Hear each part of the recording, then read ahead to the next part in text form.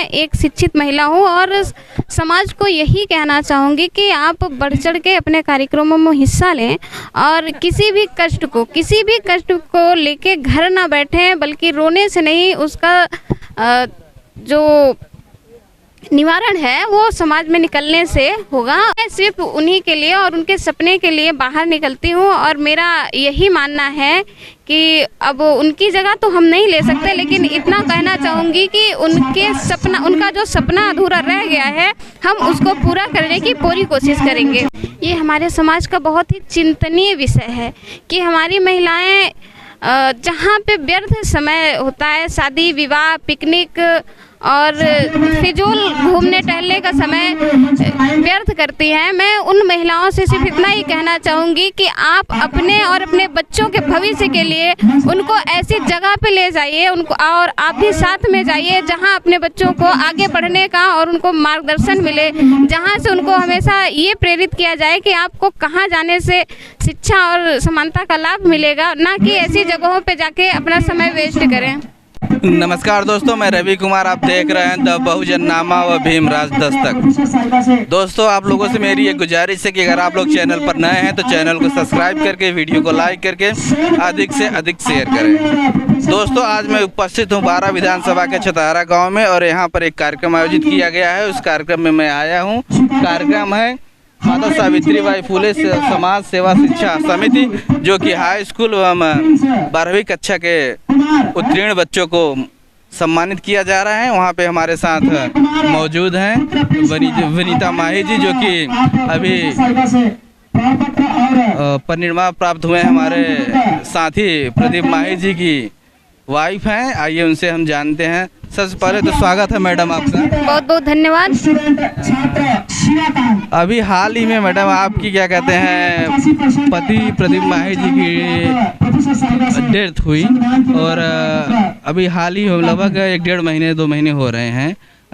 इस ऐसी कंडीशन में महिलाएं घर से बाहर नहीं निकलती हैं, तो आप ऐसे कार्यक्रमों में क्या सोच के ऐसे कार्यक्रमों में? मैं यही सोच करके कार्यक्रमों में भागीदारी कर रही हूँ, क्योंकि मैं एक शिक्षित महिला हूँ और समाज को यही कहना चाहूँगी कि आप बढ़ चढ़ के अपने कार्यक्रमों में हिस्सा लें और किसी भी कष्ट को लेके घर ना बैठें, बल्कि रोने से नहीं, उसका जो निवारण है वो समाज में निकलने से होगा। और हमेशा हम आगे बढ़ते रहें और क्या कहते हैं कि हम ये सोच करके बाहर निकलते हैं कि जो हमारे पति माननीय प्रदीप माही जी, जिनका अभी हाल ही में आपने जैसा बताया कि उनका परिनिर्वाण हो चुका है, उनका सपना था कि मैं अपने समाज को शिक्षित, जागृत एवं अपने हक अधिकार के लिए उनको जागृत करूं। तो मैं सिर्फ उन्हीं के लिए और उनके सपने के लिए बाहर निकलती हूं और मेरा यही मानना है कि अब उनकी जगह तो हम नहीं ले सकते, लेकिन इतना कहना चाहूँगी कि उनका जो सपना अधूरा रह गया है, हम उसको पूरा करने की पूरी कोशिश करेंगे।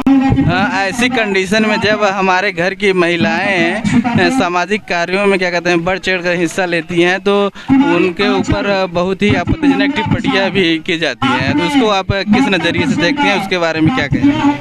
देखिए, जब हमारे समाज में ऐसी महिलाएं, खासकर जब कोई औरत विधवा हो जाए, तो वो उनको वास्तव में बाहर निकलने पर बहुत ही लोग अभद्र टिप्पणियां करते हैं और उनको रोका टोका जाता है।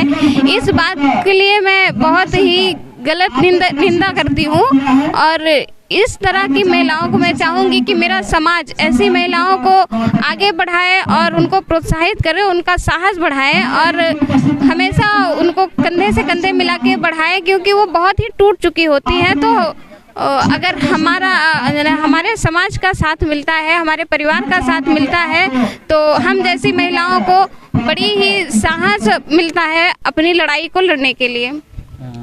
हमारे समाज की जो महिलाएं होती हैं वो अभी धार्मिक स्थलों पे जाना हुआ और कहीं घूमने जाना हुआ, पिकनिक मनाने जाना हुआ या रिलेशन में जाना हुआ, तो ऐसी जगहों पे बढ़ चढ़ के हिस्सा लेती हैं और बढ़ चढ़ के पूरे परिवार के साथ जाती हैं। लेकिन जिस प्रकार से आप ऐसे कार्यक्रमों में आई हैं, अगर देखा जाए तो यहाँ शादीशुदा महिलाएं क्या कहते हैं बहुत ही कम मात्रा में आती हैं, तो उनके लिए क्या कहेंगे? ये हमारे समाज का बहुत ही चिंतनीय विषय है कि हमारी महिलाएं जहाँ पे व्यर्थ समय होता है, शादी विवाह पिकनिक और फिजूल घूमने टहलने का समय व्यर्थ करती हैं। मैं उन महिलाओं से सिर्फ इतना ही कहना चाहूँगी कि आप अपने और अपने बच्चों के भविष्य के लिए उनको ऐसी जगह पे ले जाइए, उनको, और आप भी साथ में जाइए जहां अपने बच्चों को आगे बढ़ने का और उनको मार्गदर्शन मिले, जहां से उनको हमेशा ये प्रेरित किया जाए कि आपको कहां जाने से शिक्षा और समानता का लाभ मिलेगा, ना कि ऐसी जगहों पे जाके अपना समय वेस्ट करें।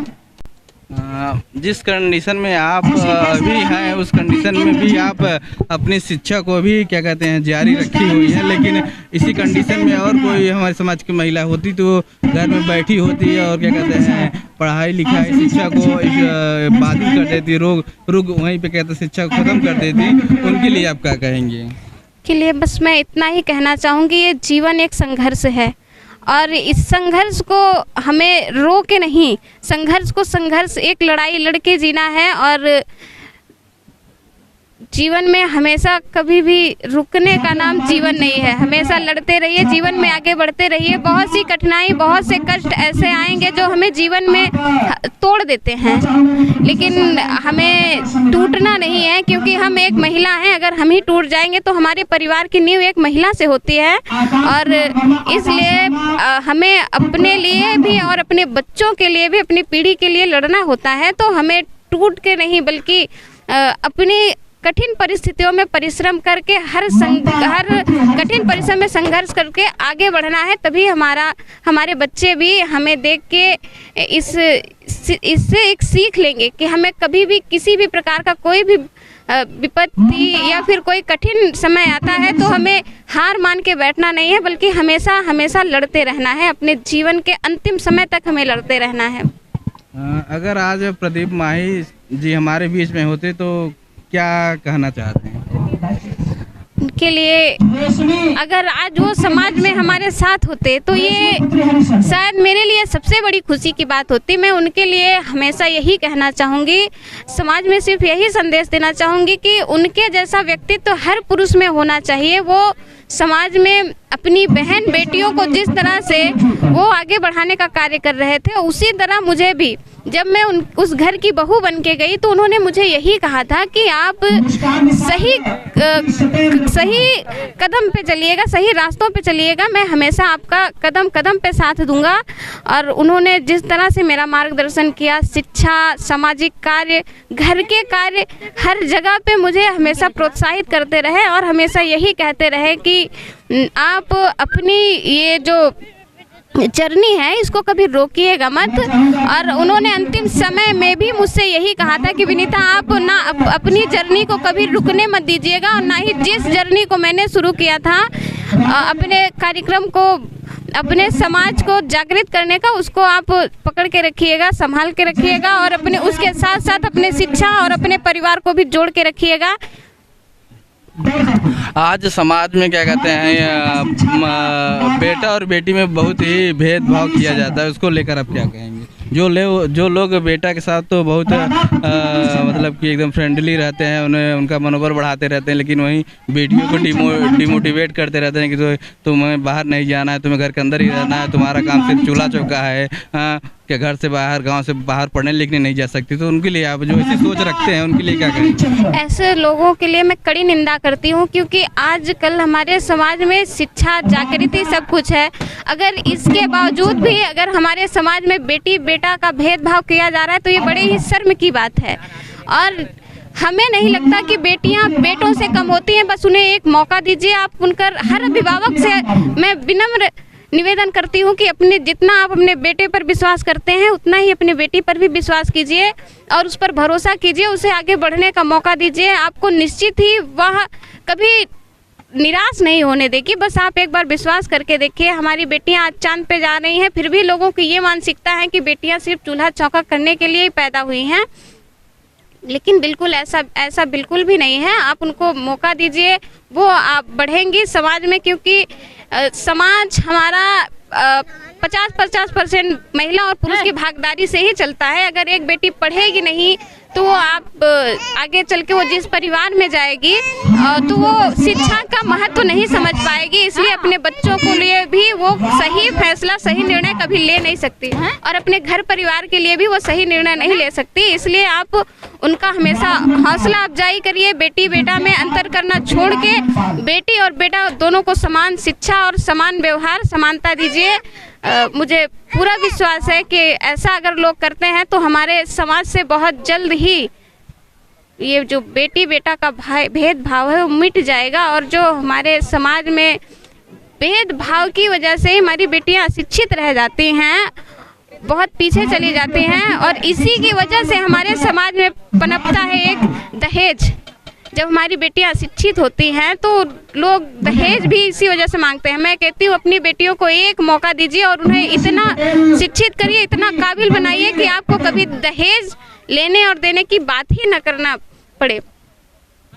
जो लोग इस वीडियो को देख रहे हैं उनको क्या संदेश देना चाहिए? मैं यही संदेश देना चाहूँगी कि अपने शिक्षा, अपने हक, अपने अधिकार के लिए हमेशा लड़ाई लड़ते रहें और अपने आने वाली पीढ़ी को शिक्षित करें, संगठित करें और समाज को जागृत करें। एक रोटी कम खाएं, अपने बच्चे को ज़रूर पढ़ाएं। चलिए, बहुत बहुत धन्यवाद मैडम। बहुत बहुत धन्यवाद। देखिए, अभी हमारे साथ मौजूद थे विनीता माही जी, जो कि